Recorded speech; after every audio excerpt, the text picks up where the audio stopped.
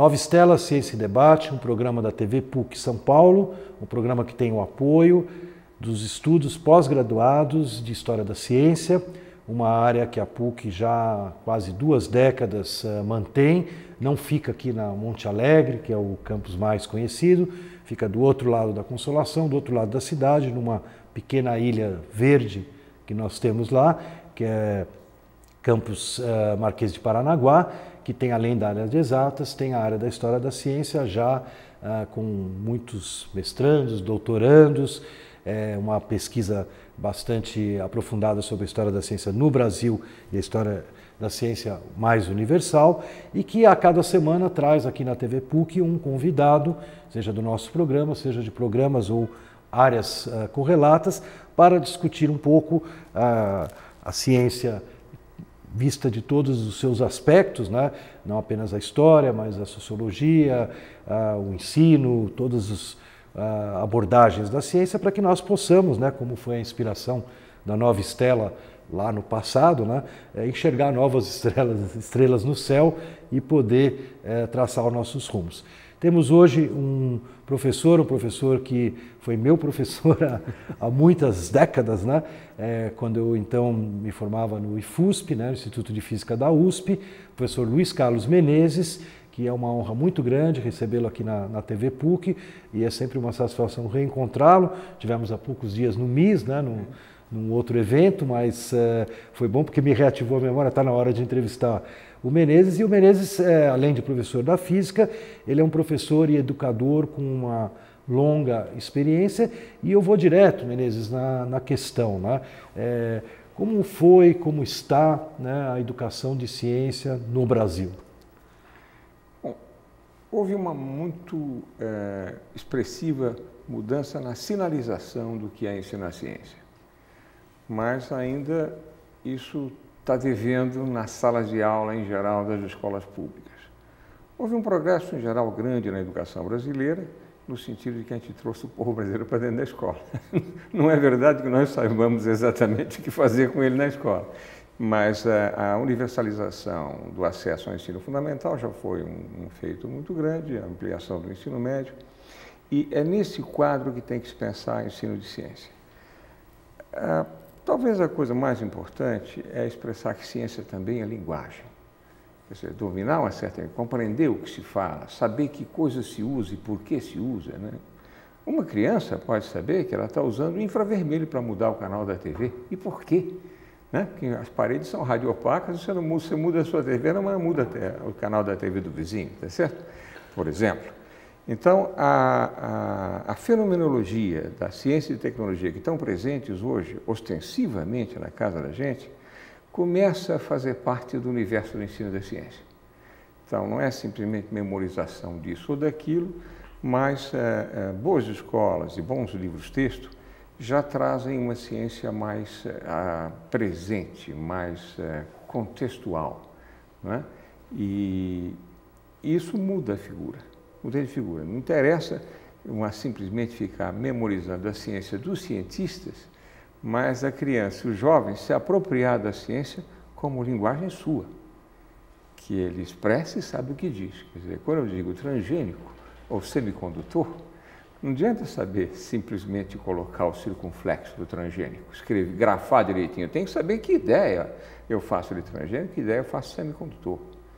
Né? Então, quando uma criança passa diante de uma porta do supermercado, do elevador, que se abre automaticamente pela sua presença, quer dizer, a noção de que ele interrompeu um feixe de luz que está coordenando o motor que abre a porta, isso é a interação das matérias, isso é física quântica, mas isso pode já ser trabalhado como fenômeno desde a infância.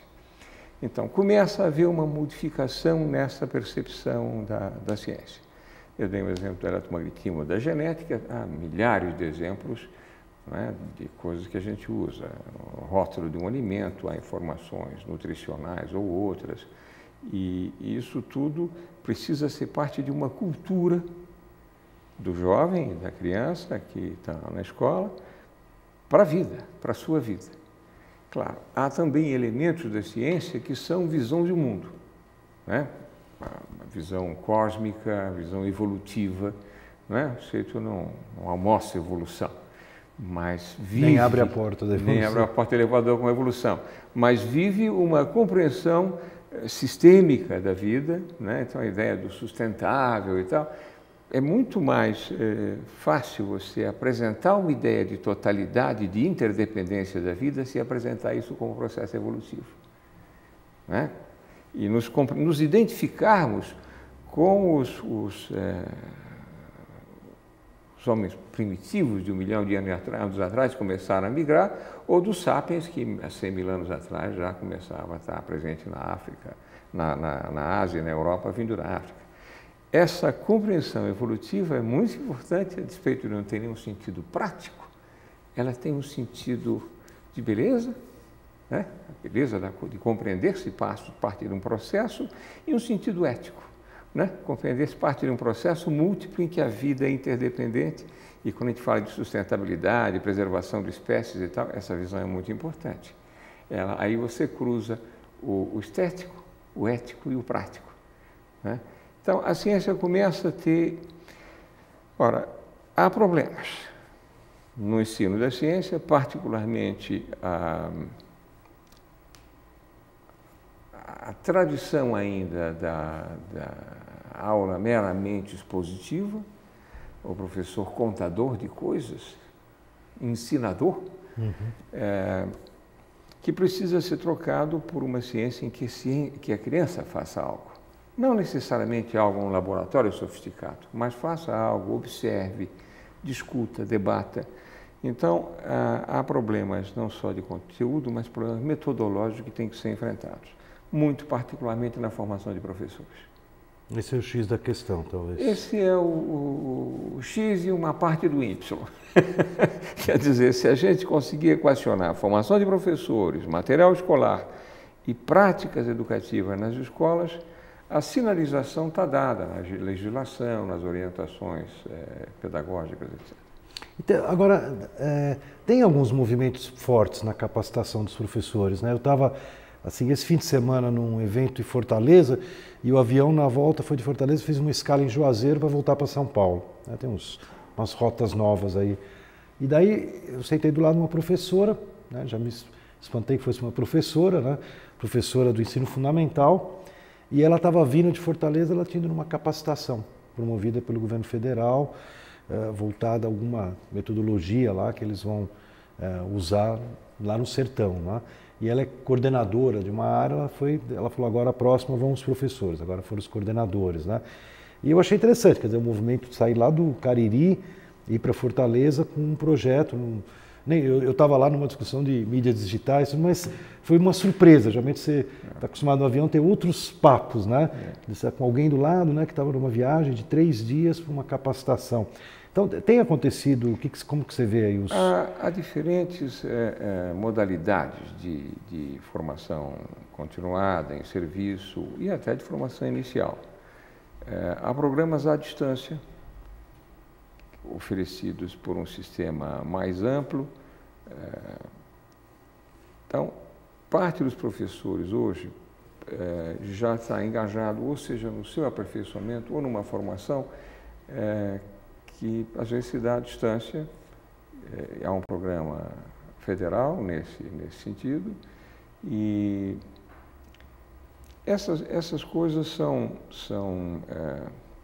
tem que ser pensado no seu conjunto, né? Há uma coisa chamada plataforma Freire, que é uma referência de internet. Plataforma? Freire. Freire, você tem a plataforma Lattes para ciências, tem a plataforma Freire para educação, do Paulo Freire. Claro, nosso, que da PUC. E a plataforma Freire dá entrada para várias possibilidades, programas, etc., de formação de professores e alguns de formação à distância em ciências. E há também, no âmbito dos estados, iniciativas importantes nesse sentido, né? Em São Paulo, a Rede EFOR, que dá uma especialização, o programa de preparação para os professores ingressantes. Então, existem diferentes modalidades de aperfeiçoamento do professor. Mas eu acho que a escola, não só o equipar da escola, o funcionar da escola, a gestão escolar, precisa também ser aperfeiçoado. Nós tivemos, Menezes, uma espanhola, Pilar Pérez, visitando aqui a Biblioteca São Paulo e falando de novas ideias para as bibliotecas, que são questões correlatas ao que você está dizendo. Também a biblioteca, para o que ela chama de nativos digitais, né? Está começando a pegar essa expressão, né? Ela também, os nativos digitais, não vão poder ter as bibliotecas tal qual a que nós conhecemos, né? Claro. E ela dizia assim, ela começou com um blog numa das regiões administrativas espanholas, que lá é tudo meio separado, e ela terminou no Ministério da Educação, encarregada justamente dessa área de usar a internet para mexer com a juventude. E ela fez um comentário que bate com o que você está dizendo, que eu gosto sempre de lembrar, né? Foi até uma tuitada que eu dei, que foi parar no Estadão, como uma tuitada da semana, mas uma frase muito boa. Ela falou assim, que a sala de aula, ela mostrou com PowerPoint e tudo, ela tem uma inspiração geográfica, de construção do século XIX, quando teve a industrialização, construção de fábricas, construção de escolas, até para os operários, tal, capacitação.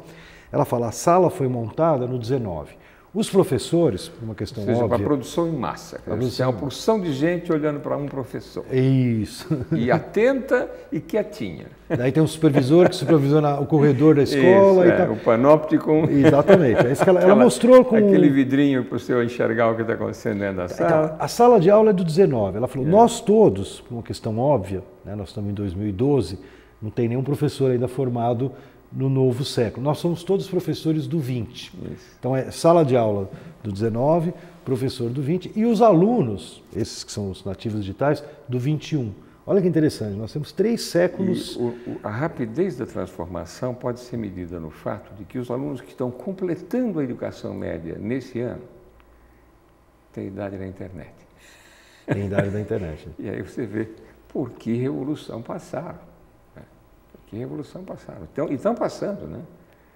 Porque só para pegar as redes sociais, que era um conceito, as redes sociais virtuais, que era um conceito que não existia há 2 décadas, começa há cerca de 1 década atrás, e as transformações que vai do Orkut, Twitter, Facebook, Instagram, e vai por aí, né? E as grandes fusões de formas de acesso, de recursos, e as mudanças tecnológicas associadas a isso. Então, o que está... Isso vai afetar muito o ensino, né? Completamente. Não dá para pensar a educação sem pensar. Educação é também informação e comunicação. Ora, os meios de informação e comunicação impactam diretamente a educação. Não tem jeito. Isso vai chegar também, você acha, na mudança dos professores, né?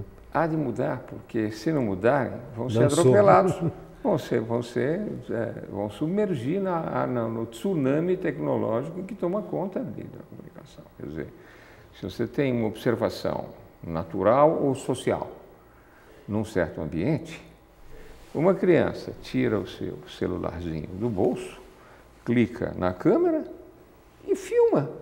E pode levar e se projetar com o cabinho, projetar em sala de aula. Isso com um custo extremamente baixo. Não é? Isso é uma coisa muito sofisticada e tal. É altamente sofisticado e, ao mesmo tempo, altamente acessível.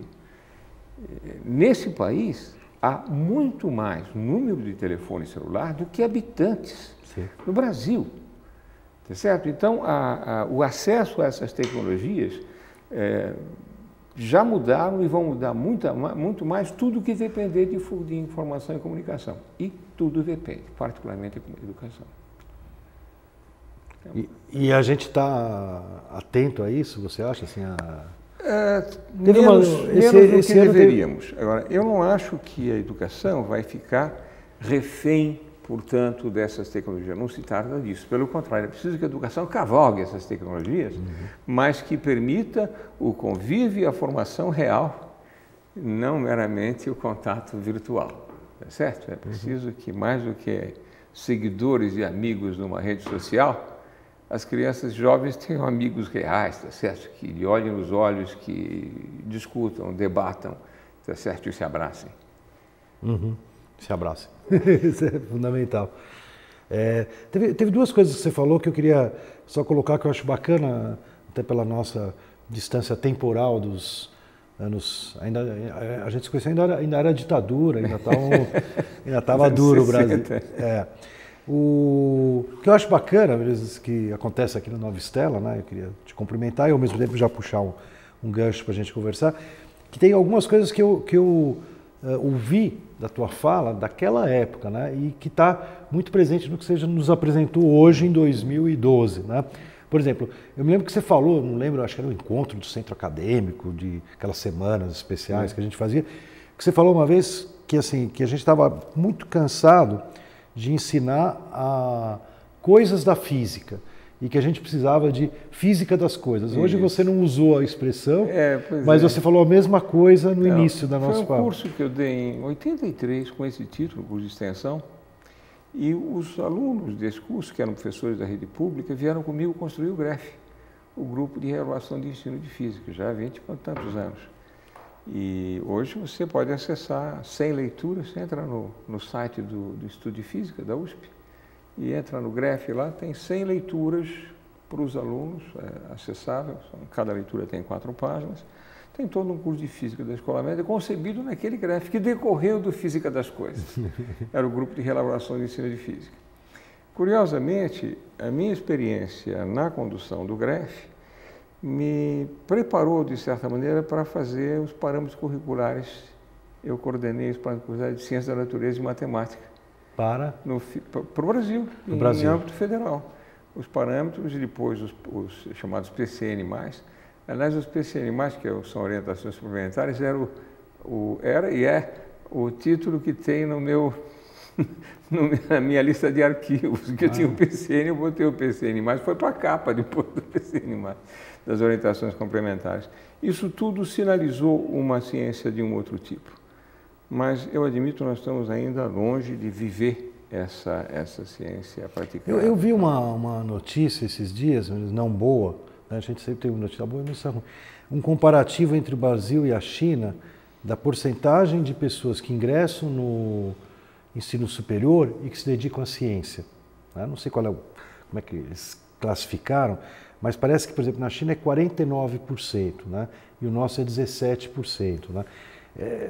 Não sei, quer dizer...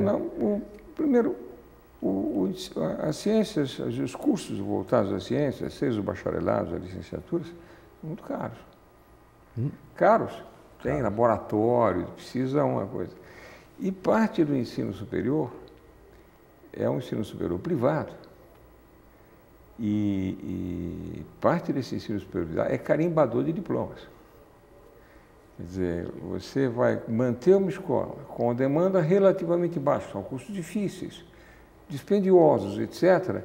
Então, é mais fácil você oferecer qualquer outra coisa que não depende do laboratório, com mais leveza, por assim dizer.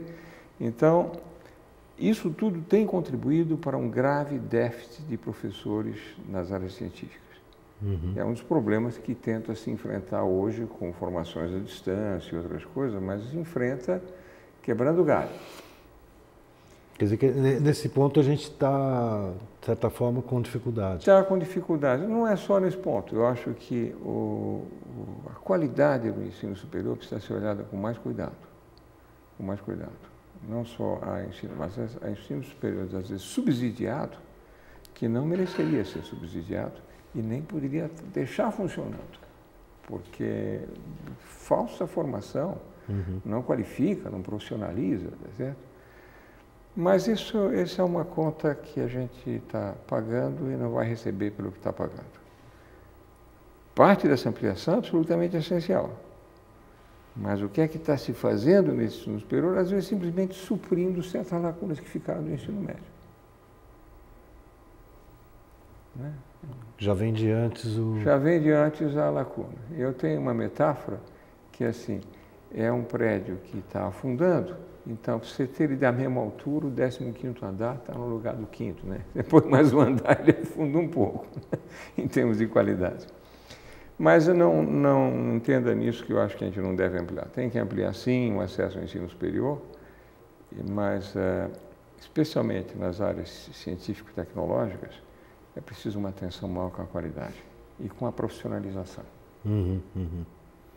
Isso no mundo que você mencionou mergulhado no mundo tecnológico se torna mais ainda premente, porque o Brasil está globalizado, está inserido no mundo.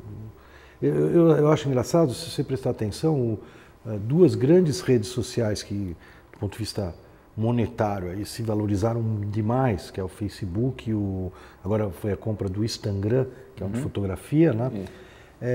Os dois são fundados por um brasileiro no meio. Interessante. Né? O Eduardo Saverin, que é sócio do Mark Zuckerberg, tiveram uns problemas do ponto de vista legais até, que está no filme, no livro, tudo, mas na prática, enfim, ele voltou a ser... Foram cofundadores. Né? Foram cofundadores. E agora esse Instagram era um paulista também, que também era um garoto que foi para Califórnia e tal, e entrou numa startup lá, conseguiram um financiamentozinho junto com um americano.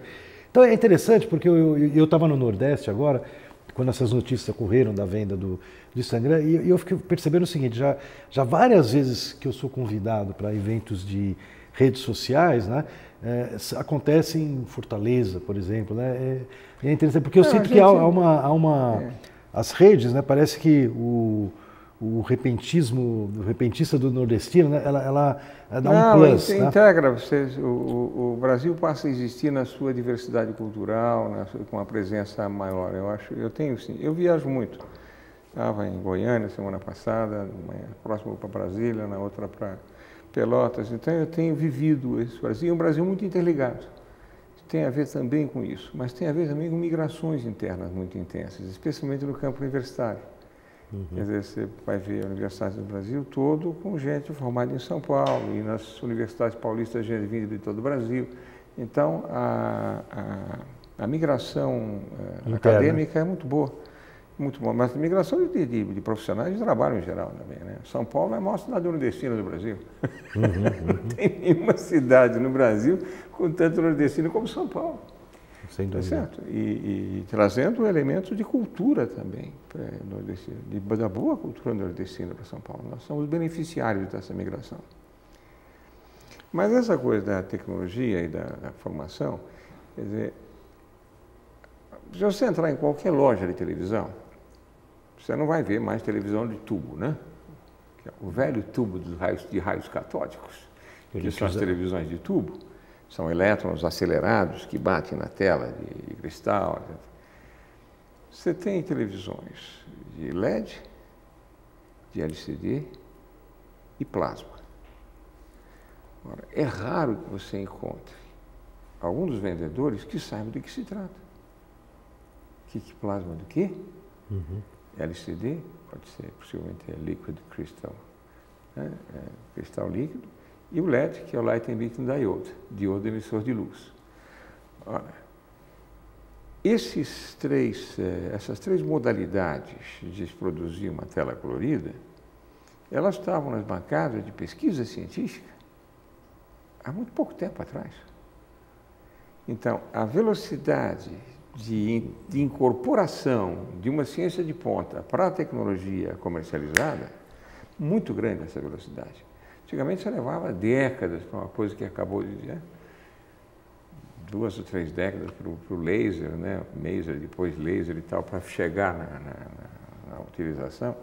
Hoje, há prêmios Nobel que já recebem o prêmio Nobel trabalhando numa empresa de tecnologia, né? Que patenteia a sua descoberta. Né? Então, o Brasil precisa despertar para uma educação de qualidade, não só educação científica, educação artística, humanística, literária, de qualidade, porque esse progresso que a gente vive, do ponto de vista econômico, está muito ligado na exportação de commodities. Tá certo? Então, a China cresceu só 8,5%. Que medo, hein? Porque nós vamos no vácuo, para usar a linguagem de Fórmula 1, a gente avança no vácuo do crescimento chinês. E se nós queremos realmente um desenvolvimento autônomo, nós precisamos ser produtor de ideias, de cultura. Cultura não é só cultura científica e tecnológica, cultura musical. Nós somos eu acho que só os Estados Unidos, no mundo e na história, é comparável ao Brasil na diversidade cultural musical, por exemplo. Sem dúvida. Quantidade de ritmos, de invenções culturais, etc. Nós somos incríveis. Vai tentar pegar na Alemanha, na França, no Japão, na Inglaterra, mas nem pensar. Só nós, os Estados Unidos, que somos comparáveis em termos de invenção rítmica, musical, etc. E, no entanto, nós não fazemos uso, como deveríamos, dessa enorme potencialidade criativa. Professor Luiz Carlos Menezes, nosso convidado hoje, nosso bloco aqui, o programa está chegando ao final. Queria agradecer muito, eu acho que são reflexões muito importantes. O nosso grupo tem aberto muito diálogo com o ensino, né? Nós trabalhamos História da Ciência talvez durante um período afastado do ensino, e eu acho que esse programa, ele vai além de ir para o ar na televisão, vai para o site, nós vamos aproveitá-lo muito, e eu vou me despedindo, terminamos mais um Nova Estela, Ciência e Debate, sempre com a ideia, né, de que quando surgiu uma nova estrela, né, uma estela no céu, muita coisa se transformou, como o professor Menezes falou, uma visão de mundo, uma outra concepção, e a gente espera que novamente, né, agora no século XXI, novas estrelas iluminem para novas transformações.